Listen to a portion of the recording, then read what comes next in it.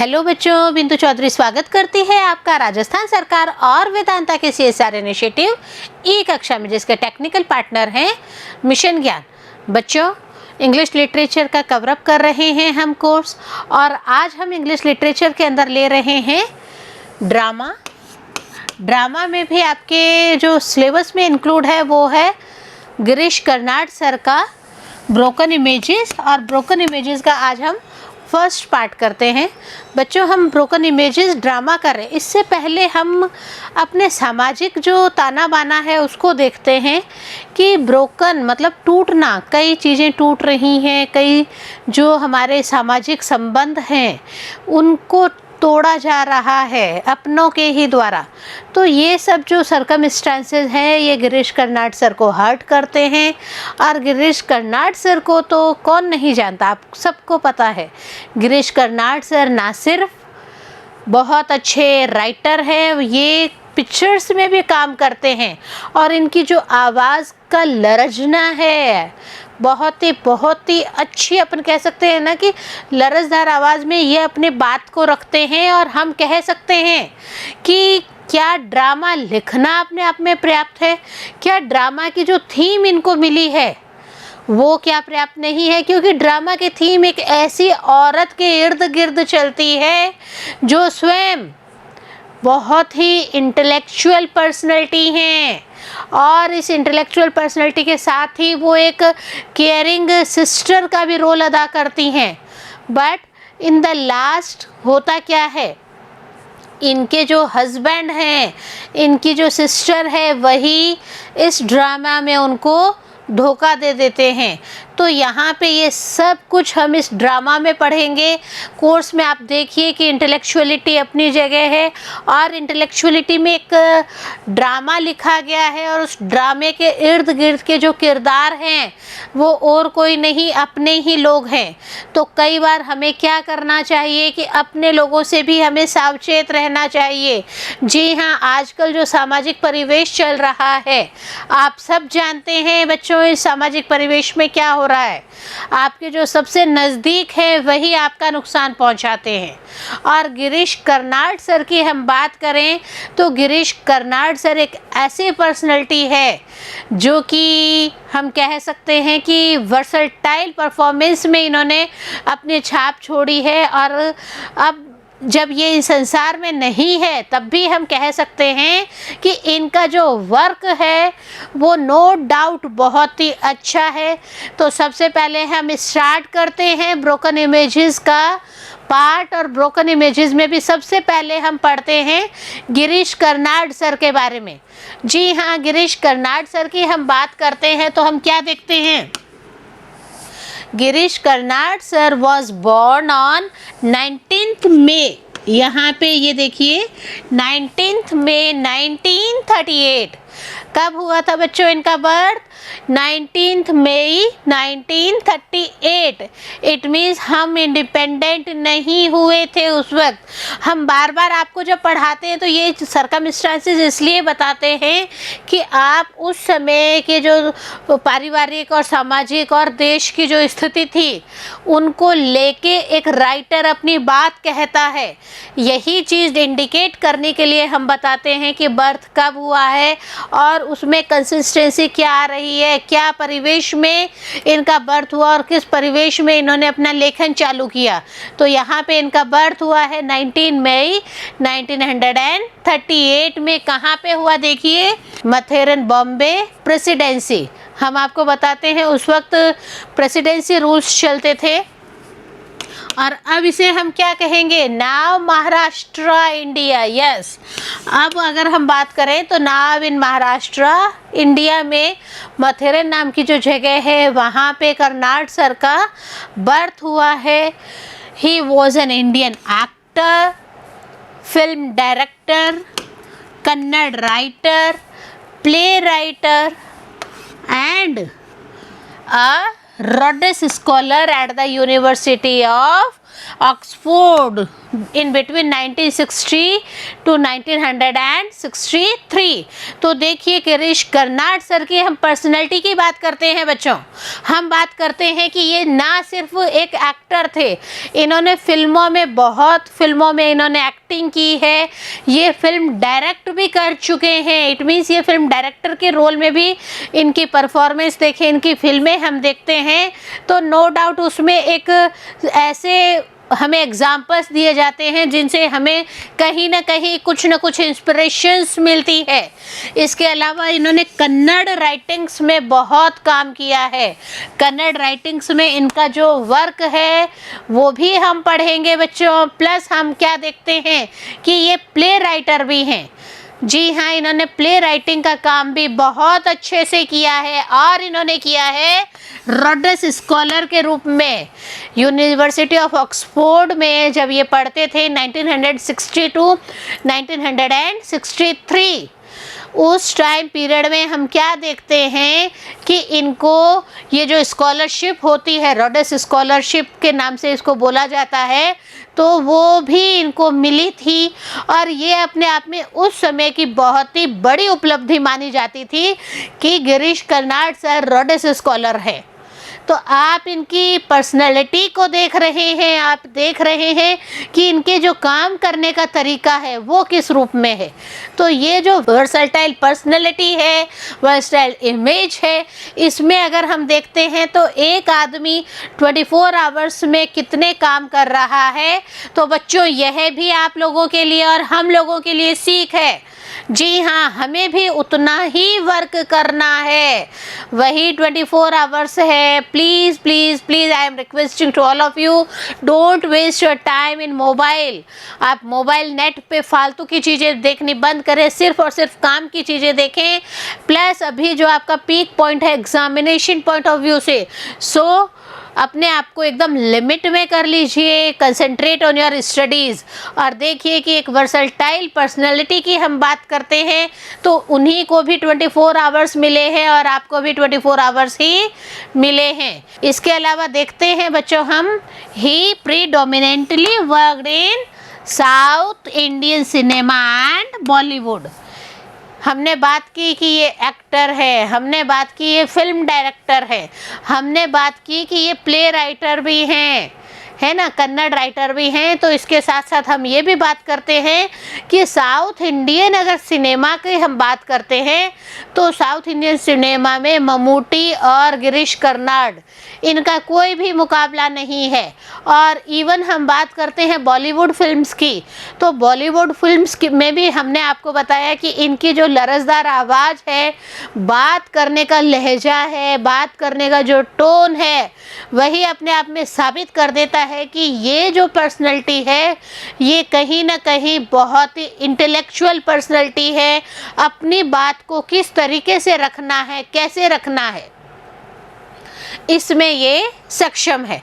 तो कई चीज़ों को आप समावेश करके देख रहे हैं। गिरीश कर्नाड सर की हम बात करते हैं तो हम और क्या देखते हैं, he was a recipient of, इनको बहुत बहुत बहुत सारे, और हम कह सकते हैं कि बहुत अच्छे राष्ट्रीय अवार्डों की जो श्रेणी आती है उसी श्रृंखला में इनको बहुत सारे अवार्ड्स भी मिले हैं। सबसे पहले हम बात करें तो हम बात करते हैं पद्म श्री की।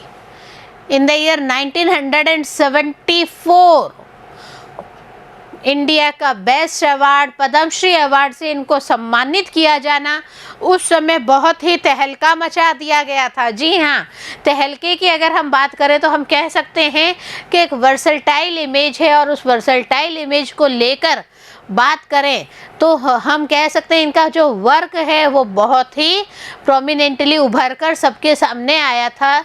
साथ ही इनको मिला है Padma Bhushan award in the year 1992 में जो पद्म भूषण मिला था, वहाँ पे भी इनके उस वक्त जो कॉम्पिटिटर थे वो खुद इसकी सराहना करते हैं कि नहीं, Girish Karnad sir is so much capable और इनको नो डाउट वो अवार्ड मिलना ही चाहिए। तो ये जो हम चीज़ें देख रहे हैं, इनकी लिस्ट देख रहे हैं अवार्ड्स की, तो ये अवार्ड्स इनकी मेहनत का ही नतीजा है बच्चों। प्लस देखिए Jnanpith award in the year 1978, which was the highest award, highest literary honor conferred to India. India का सबसे बड़ा हम कह सकते हैं लिटरेरी साहित्य के क्षेत्र में जो पुरस्कार मिलता है वह पुरस्कार है ज्ञानपीठ पुरस्कार। और उस ज्ञानपीठ पुरस्कार से 1978 में गिरीश कर्नाड सर का सम्मानित होना अपने आप में एक बहुत ही अच्छी इनके वर्क को अप्रिशिएट करती हुई कलाकृति है। और हम कह सकते हैं कि उस समय लिटरेचर का अवार्ड, लिटरेचर की बात हम करते हैं तो हम क्या देखते हैं कि गिरीश कर्नाड सर जो हैं वो कन्नड़ में तो लिखते ही लिखते हैं, इंग्लिश टोन भी इनका बहुत ही प्रोमिनेंटली यूज़ किया जाता है। साथ ही हम देखें बच्चों, ही rights both in Kannada and English. जैसा मैं आपको बता रही थी, इंग्लिश में भी कई बार, मैं आपको बार बार फोर्स क्यों कर रही हूँ आप बता सकते हैं क्या मुझे? मैं फोर्स कर रही हूँ इसलिए बच्चों कि होता क्या है कि हम बात तो बहुत बड़ी बड़ी करते हैं कि हम इंग्लिश मीडियम स्कूलों में पढ़े हुए हैं, हम इंग्लिश मीडियम में हैं और हम फ्लुएंटली इंग्लिश बोलते हैं। बट उन लोगों से ये पूछो कि अगर आप सपने देखते हैं तो आपके सपने इंग्लिश में आते हैं या हिंदी में आते हैं? जी हाँ, उनके सपने हिंदी में आते हैं, हमें पता है। आप भी ऑब्जर्व कर लीजिएगा, आप भी अपने फ्रेंड सर्कल में देख लीजिएगा। प्लस हम क्या देखते हैं बच्चों कि जो वर्क किया जाता है वो किस लैंग्वेज में है, उस लैंग्वेज की पूरी पकड़ होना और फिर उसमें लिटरेरी पार्ट की पकड़ होना अपने आप में ही अहम बात है। और यही बात गिरीश कर्नाड सर ने साबित भी कर दी थी कि इंग्लिश हो या कन्नड़, मैं इन दोनों लैंग्वेजेस में प्रोमिनेंटली अपना प्रभाव छोड़ सकता हूँ, बहुत अच्छा मैटर लिख सकता हूँ। इसके साथ ही हम देखें तो his plays generally use history and mythology to focus on contemporary issues। उस समय के जो इश्यूज उठ रहे थे समाज में, जो कई तरह के कारण बन रहे थे, कई तरह की ऐसी चीज़ें थी जिनको प्रोमिनेंटली बाहर लाना ज़रूरी था, लोगों के सामने पेश करना ज़रूरी था, उनकी गलतियां बताना ज़रूरी था, उनकी अच्छाइयों के बारे में बात करना ज़रूरी था। उस समय गिरीश कर्नाड सर ने प्लेज लिखे और प्लेज हिस्ट्री बेस्ड प्लेज थे, प्लेज लिखे जो कि माइथोलॉजी बेस्ड प्ले थे और वो हमें कहीं ना कहीं कई चीज़ों के बारे में सीख दे जाते हैं। और यही सीख हम कह सकते हैं कि हमारे लाइफ में बहुत ही इम्पोर्टेंट रोल अदा करते हैं। इसके साथ ही देखिए इनके प्लेस जो है उनको भी हम वन बाय वन इंक्लूड करते हैं। हिज फेमस प्लेज इंक्लूड, कौन से प्ले हैं देखिए, इन्होंने सबसे पहला जो प्ले लिखा था ये उस वक्त लिखा था जब वो ऑक्सफोर्ड यूनिवर्सिटी में पढ़ाई कर रहे थे।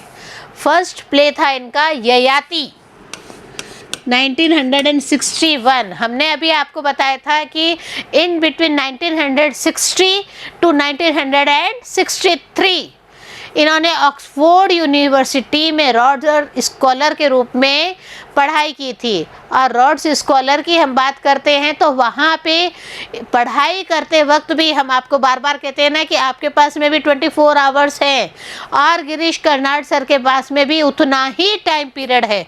तो उस रेंज में, उस टाइम पीरियड की अगर हम बात करते हैं तो हम क्या देखते हैं कि गिरीश कर्नाड सर ने पढ़ाई करते वक्त अपना पहला प्ले ययाति लिख दिया था 1961 में।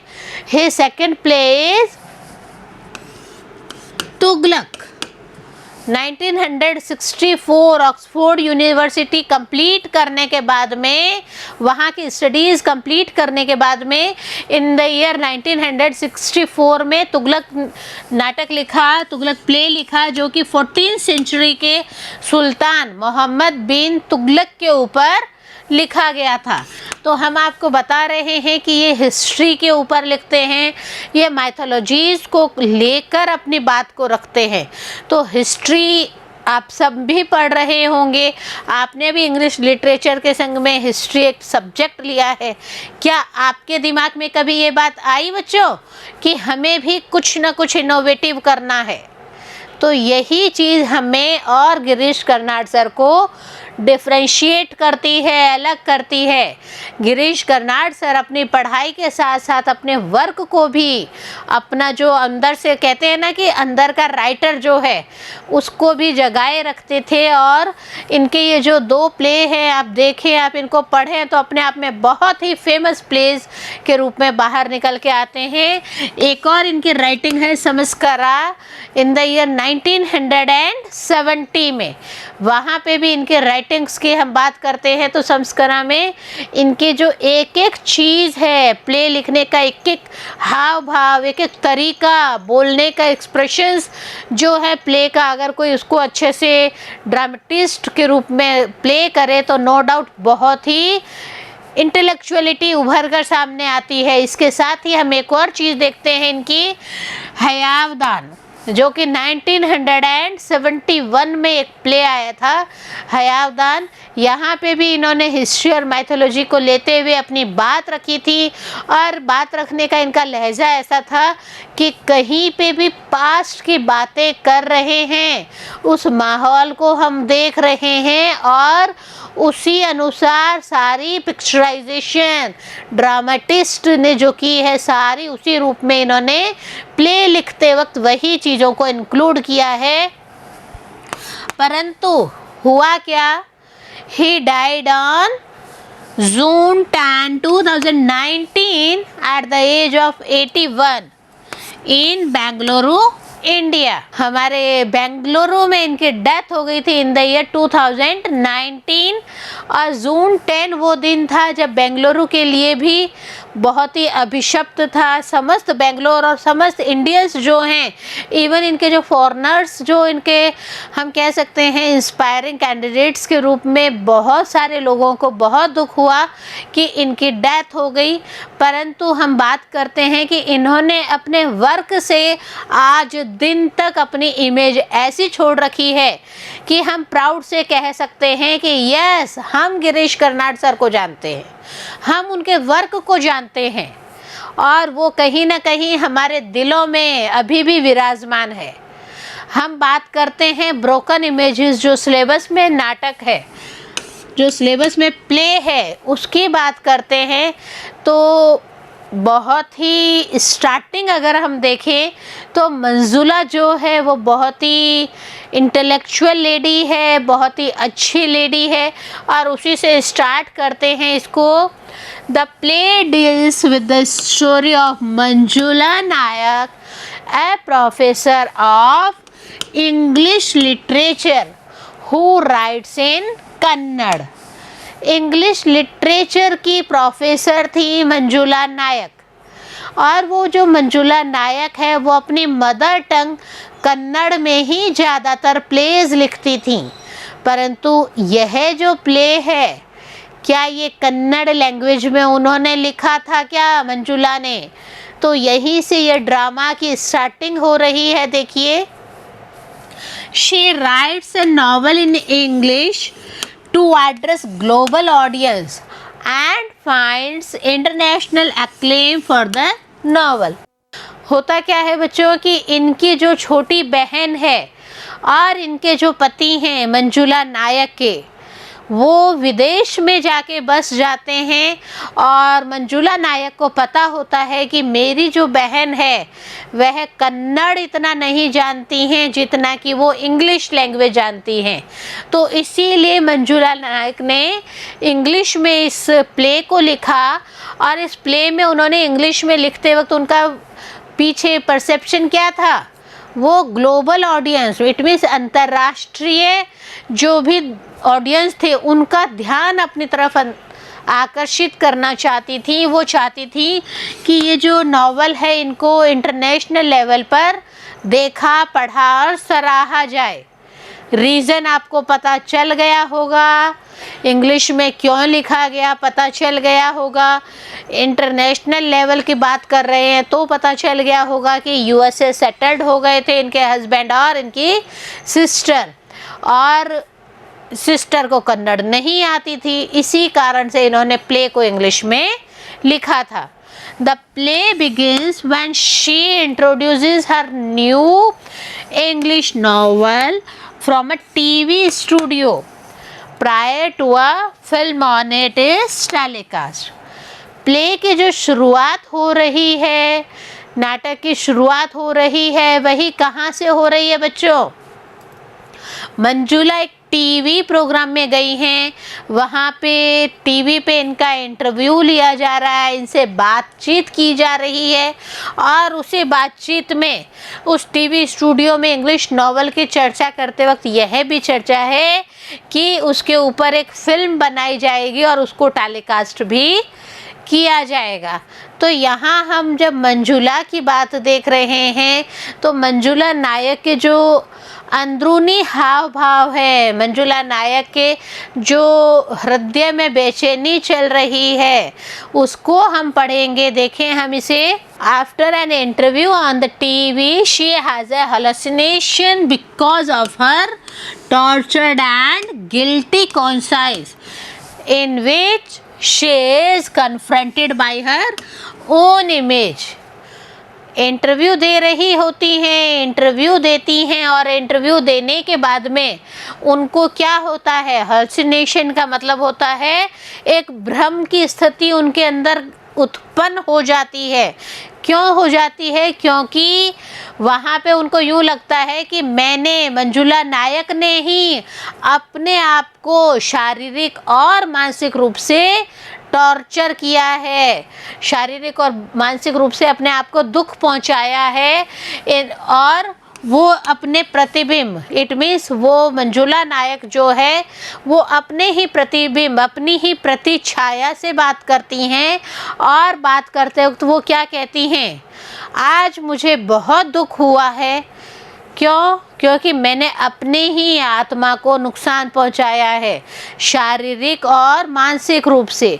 तो यहाँ जो स्टार्टिंग है नाटक की, टीवी स्टूडियो के बाद में इनका जो अपने आप से वार्तालाप है वो दिखाया गया है। साथ ही on the screen which asks her questions on the betrayal of her own language and conscience on the question of betraying her own language.